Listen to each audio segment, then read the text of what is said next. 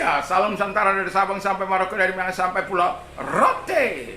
Mantalah iman kita, mantalah kasih kita, mantalah pengharapan kita. Tentunya dalam Yesus Kristus menjadi Tuhan dan Juru Selamat kita dan Juru Selamat dunia. Jangan katakan bahwa Yesus bukan Tuhan, jangan katakan pula bahwa Yesus bukan Juru Selamat. Dia adalah Tuhan, Dia adalah Juru Selamat. Kalau engkau percaya, engkau akan diselamatkan. Engkau tidak percaya, engkau akan dihukum. Yohanes 3 ayat 3 ke 6. Dan Yesus sudah berkata dalam Yohanes 14 ayat yang ke-6, Akulah jalan dan kebenaran dan hidup, tiada seorang sampai kepada Allah kalau tidak melalui aku.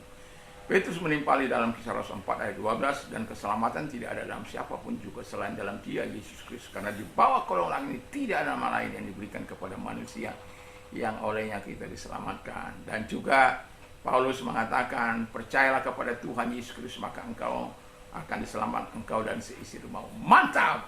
Dan selamat sore bagi kita semuanya. Kiranya kekuatan Tuhan, kekuatan firman, kekuatan Roh Kudus, kekuatan doa, kekuatan iman akan terus menyertai kita, dan damai sejahtera Allah yang melampaui segala akal akan melihat hati dan pikiran kita mulai saat ini sampai selama-lamanya.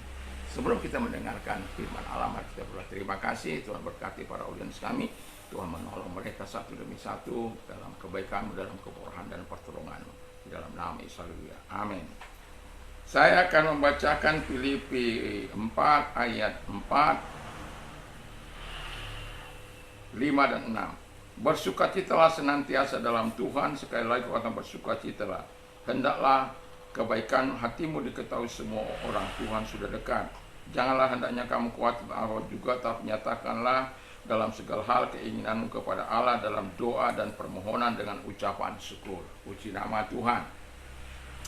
Jadi orang yang bertolong, orang yang hidup dalam iman kepada Tuhan, orang yang beriman kepada Tuhan Yesus Kristus, itu yang berikutnya adalah, tadi pagi saya berkata berdiri teguh, bertolong-tolongan, sehati sepikir, dan juga ini sekarang orang yang hidup dalam iman kepada Tuhan Yesus Kristus, dia akan bersukacita dalam Tuhan. Ketika Ayub mengalami peristiwa yang sangat menyesakkan hati, yang membuat dia berada di titik nadir. Bayangkan dalam satu ketika seluruh apa yang dia miliki, kekayaannya, kambing dombanya, keledainya, anak-anaknya, semuanya lenyap. Tetapi apa yang dia buat?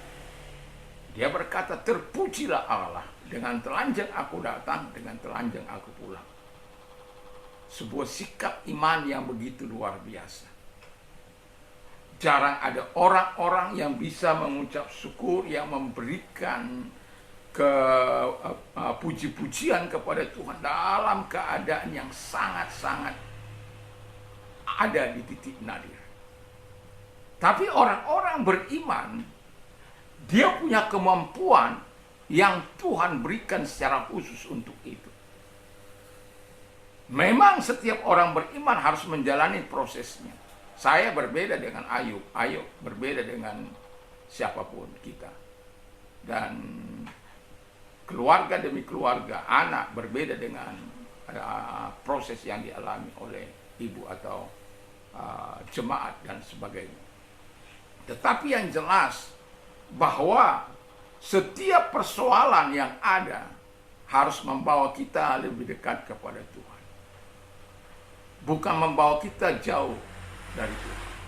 Bersukacita dalam Tuhan itu adalah gaya hidup orang beriman, sekalipun di tengah-tengah penderitaan. Itu sebabnya Alkitab katakan, keluar dari semua itu tangan Tuhan yang melepaskan aku. Jadi kalaupun ada kita menghadapi masalah-masalah yang sulit, penderitaan, penganiayaan, dan lain sebagainya, kita bisa keluar dari situ adalah karena tangan Tuhan yang melepaskan kita. Dalam Filipi 4, Filipi 3, 2 Timotius 3, ya, ayat yang ke-11. Jadi Tuhan itu memberikan segala sesuatu kepada kita untuk kita bisa menanggungnya. Dan termasuk di tengah-tengah situasi yang sulit, kita mungkin tidak bisa bersuka cita, tapi kita bisa bersuka cita karena kita adalah orang-orang yang beriman, yang diberikan Tuhan kemampuan khusus kepada kita.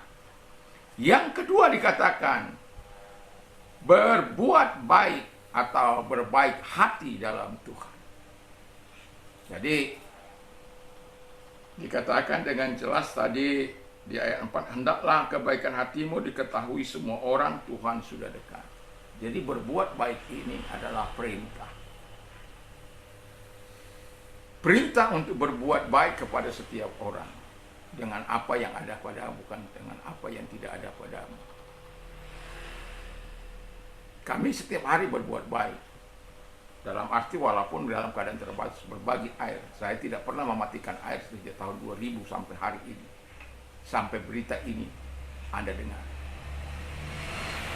Saya masih memberikan tumpangan bagi orang-orang untuk mendiami tempat saya tanpa harus membayar.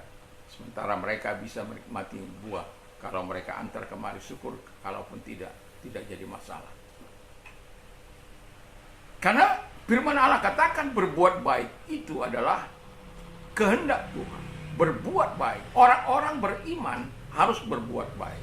Kalau orang beriman katakan orang beriman tapi berbuat jahat, membenci saudaranya, melakukan hal yang jahat kepada saudaranya, mempersekusi tapi disebut dia orang beriman, itu namanya sarkikos. Jadi dia hidup dengan cara-cara dunia, dia hidup dengan gaya dunia ini dan hidup tidak dibawa kendali Roh Kudus. Sementara Tuhan mau supaya kita erastos, ya, berkenan kepada Tuhan, atau eparistos, sehingga kita dulepon to Kristus, mengabdikan diri kepada Kristus, sehingga eliosnya Allah, belas kasihan Allah ada pada kita. Kita tidak bisa dengan kekuatan kita untuk bisa berbuat baik. Itulah sebabnya kita menjadi orang beriman. Orang beriman itu diberikan Tuhan kemampuan untuk melakukan itu. Karena apa? Karena itu perintah Tuhan, supaya kita menjadi satu sifat dengan Dia. Kan tujuan Tuhan menyelamatkan kita supaya kita serupa dan segambar dengan Dia, atau segambar dengan Dia dalam hal kedewasaan, dalam hal kasih, dalam hal kekudusan, dalam hal karakter dan lain sebagainya. Jadi kasih Tuhan itu memenuhi kita, kebaikan Tuhan itu memenuhi kita, supaya nama Tuhan saja yang dipermuliakan, bukan supaya kita dipermuliakan, tapi supaya nama Tuhan itu dipermuliakan. Walaupun dampak ketika berbuat baik, suka atau tidak suka, itu akan membawa sesuatu yang di mana orang bisa memuji-muji kita. Tetapi kita harus kembalikan semuanya kepada Tuhan, karena semua berasal dari Tuhan. Yang terakhir adalah dikatakan orang beriman itu, ya, orang beriman itu tidak boleh hidup dalam kekhawatiran. Jadi zaman boleh semakin sulit, tapi kita harus kreatif menciptakan hal-hal yang bisa membuat kita bisa bertahan dalam hidup ini. Kita tidak boleh berhenti untuk melakukan tugas dan tanggung jawab kita. Kita tidak boleh khawatir, bagaimana ini kalau saya lakukan. Saya marah sekali kepada anak saya yang besar itu, kalau tidak berusaha tapi tidak memiliki pengharapan, mau katut ibunya saja. Karena apa? Tuhan sudah memberikan rezekinya, asal saja mau dijalankan. Tapi ada banyak orang hanya ingin memanfaatkan orang lain. Kita sebagai manusia, kita harus berdiri di atas kaki kita. Tidak boleh khawatir. Walaupun keadaan situasi kelihatannya tidak memungkinkan, tapi kita harus bertahan dalam usaha kita itu. Jangan ada di pikiran kita bahwa ini nggak ada orang, ini nggak apa. Itu kamu sudah berkalah sebelum bertempur. Setengah perjuanganmu sudah gagal. Tapi orang-orang yang beriman itu katakan, wah ini kesempatan.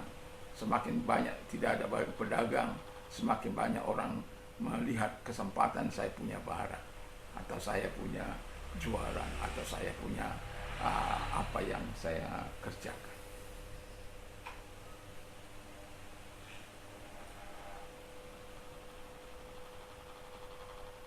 Saya masih ingat pada waktu saya kuliah, ya.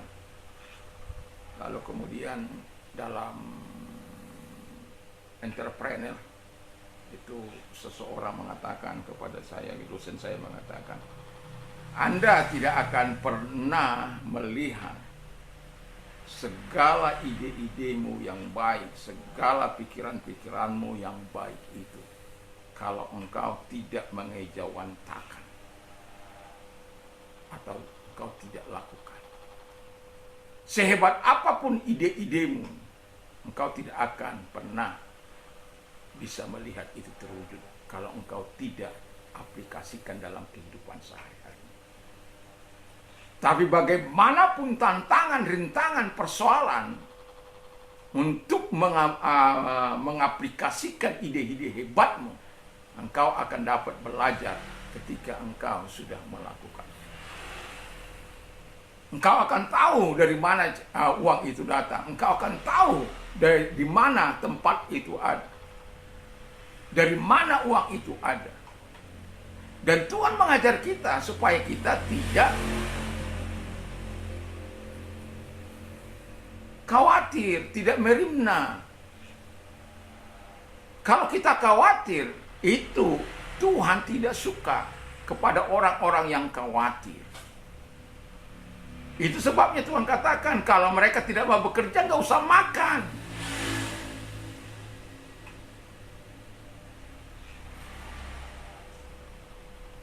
Orang-orang beriman itu tidak khawatir, tapi dia tidak malas.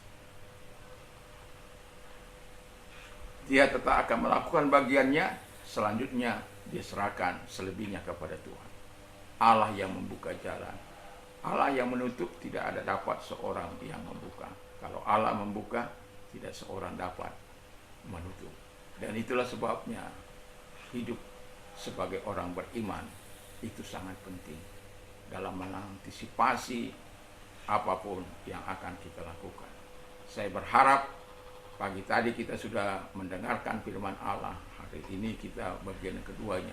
Saya berharap hidup beriman kepada Tuhan Yesus Kristus atau beriman kepada Tuhan Yesus Kristus itu harus menjadi bagian kehidupan kita, sehingga kita melakukan hal-hal yang sesuai dengan kehendak dan perintah Allah dalam kehidupan kita, sehingga kita menikmati apa yang telah dijanjikan oleh Tuhan sebagai orang pelaku firman Allah. Alkitab mengatakan, aku memberkati orang-orang yang melakukan kehendak-Ku. Semoga Tuhan memberkati kita semuanya. Tuhan Yesus memberkati. Mari kita tunduk kepada kita berdoa. Terima kasih. Kami sungguh bersyukur, kami berterima kasih kepada Bapa di surga di dalam nama Yesus. Biarlah kasih Tuhan, kemurahan Tuhan, pertolongan Tuhan nyata dalam kehidupan ini. Biarlah kuasa-Mu Engkau nyatakan Bapa di surga. Di dalam nama Yesus Kristus kami bersyukur, kami berdoa. Terima kasih. Segala pekerjaan si jahat kami perintahkan keluar. Dan Tuhan, bagi mereka yang sakit, kalau engkau sedang sakit apapun sakit penyakit, arahkan tanganmu kepada Tuhan.